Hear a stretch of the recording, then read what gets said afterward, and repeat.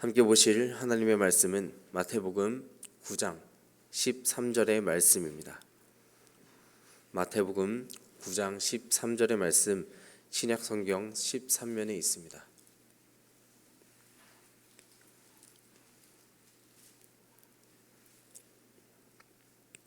마태복음 9장 13절의 말씀을 함께 봉독하겠습니다.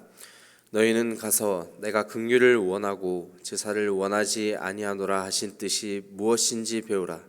나는 의인을 부르러 온 것이 아니요 죄인을 부르러 왔노라 하시니라.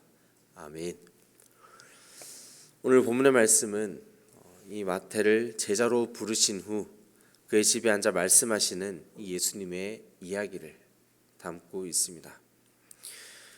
마태는 예수님의 12 제자 중 한 명이었고, 말씀에 따르면 그는 세관의 직업을 가지고 있었습니다.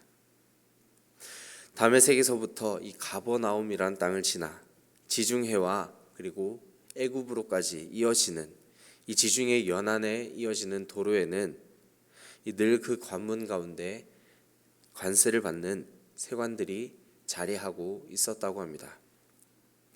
세금을 거두어 들이는 이 세리라는 직업이 우리에게 있어서 크게 문제가 있어 보이지는 않을 수도 있지만, 당시 세리들은 로마 정부로부터 각 세관에 책정된 그 금액을 징수했습니다.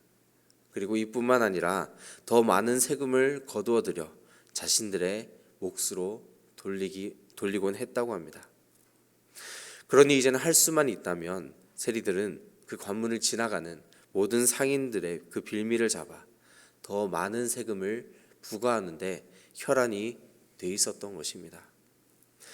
그래서 이 마태를 향한 시선이 당시 정치적으로는 국민의 혈세를 짜서 로마에 충성하며 녹을 받아먹는 이 매국노의 시선으로 자리할 수밖에 없었고, 동시에 이 종교적인 입장으로 바라볼 때는 이 동족 이스라엘을 수탈해 나가는 율법을 어긴 죄인으로 볼 수밖에 없었던 것입니다.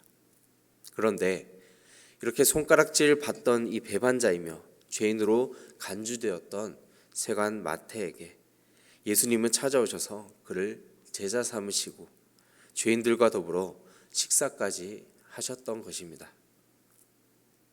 이 바리새인들에게 있어서 이보다 더 좋은 명분은 없었습니다.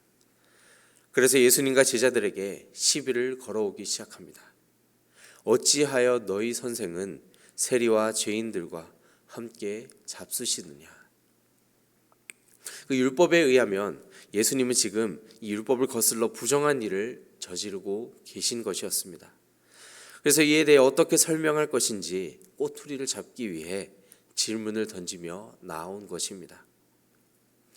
저는 이에 대한 예수님의 말씀을 묵상하며 나아갈 때 이 죄인이라는 단어에 계속 주목해 보았습니다.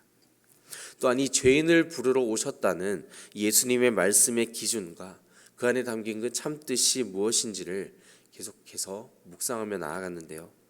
함께 그 말씀에 더욱 귀 기울여 보기를 소망합니다. 이 앞선 12절에서 예수님은 이렇게 말씀하십니다.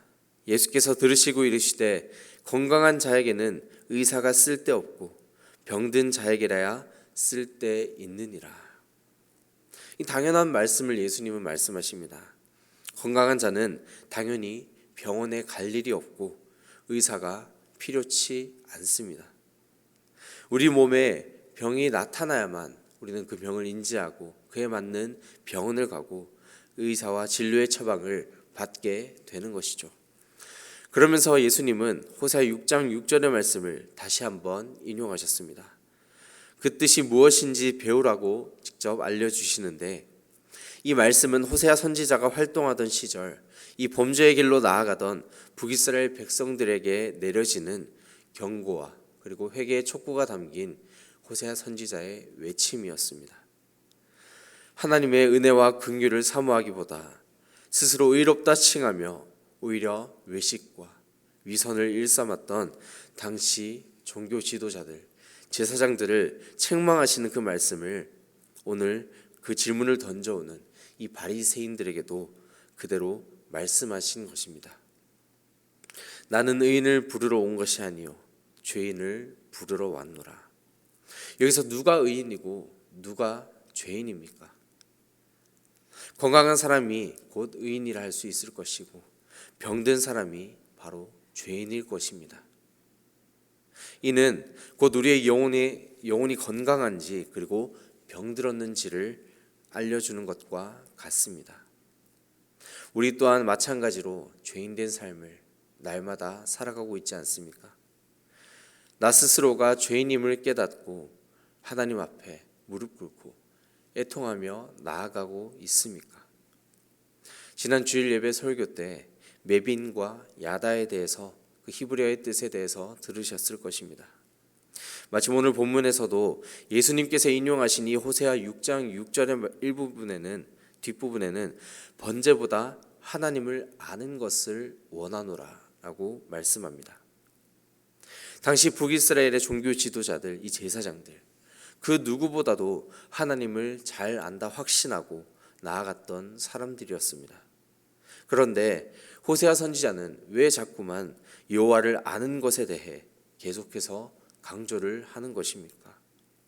여기서 바로 메빈과 야다의 차이가 드러나는 것이죠.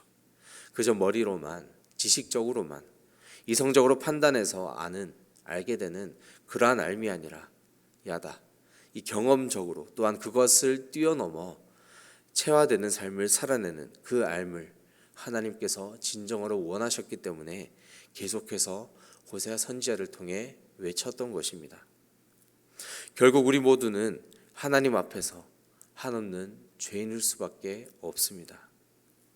따라서 내가 하나님 앞에서 한없이 연약한 죄인임을 깊이 깨닫고 주님 앞에 나아간다면 영혼의 의사가 되어주시는 이 주님은 우리의 필요를 잘 아시고 우리의 병든 마음과 몸을 치료해 주시고 다시금 회복시켜 주실 것입니다. 예수님께서 죄인과도 같은 취급을 받았던 이 세리, 마태의 집에서 식사하시고 그를 제자로 삼으셨던 이유는 바로 그가 죄인임을 스스로가 깊이 깨닫고 하나님 앞에 가장 먼저 순종하며 회개함으로 나아갔기 때문인 것입니다. 우리의 삶을 돌아보며 내 스스로가 죄인임을 인정하고 하나님께 돌이킬 수 있는 우리 모든 거룩한 신앙인이 되기를 간절히 소망합니다. 내 마음에 병이 들어도 고치지 않았던 지난 어리석음을 우리가 저지르고 있었다면 이제부터라도 우리의 치료자 되시는 그 주님 앞에 모두 내려놓고 돌아가는 저 여러분 되시기를 간절히 소망합니다. 오늘 말씀의 격언은 예수님만이 나의 치료자이십니다 입니다. 예수님만이 나의 치료자이십니다. 이 병든 자에게 의사가 필요 있는 것처럼 죄인을 부르러 오신 예수님, 우리의 마음에 그리고 영혼의 병까지도 치료해 주시는 그 주님만을 의지하며 오늘 우리에게 주어진 삶을 또한 성실하게 살아내는 저 여러분 되시기를 주님의 이름으로 간절히 축원합니다. 기도하겠습니다. 사랑의 하나님 감사합니다. 우리의 구원자 되시며 우리의 치료자 되시는 하나님 아버지만을 따라가는 우리의 삶이 될 수 있도록 인도하여 주시옵소서. 오늘 주신 말씀을 통하여서 믿음의 결단으로 나아갈 때 우리의 치료자 되시는 예수님만을 바라보며 오늘 하루도 주님과 교제함으로 오늘 하루를 살아낼 수 있는 모든 주의 귀한 자녀가 될 수 있도록 인도하여 주시옵소서. 주신 말씀을 가슴속 깊이 새겨 오늘도 날마다 말씀으로 승리할 수 있는 믿음의 자녀가 되기를 간절히 바라오며 거룩하신 예수님의 이름으로 기도드립니다. 아멘.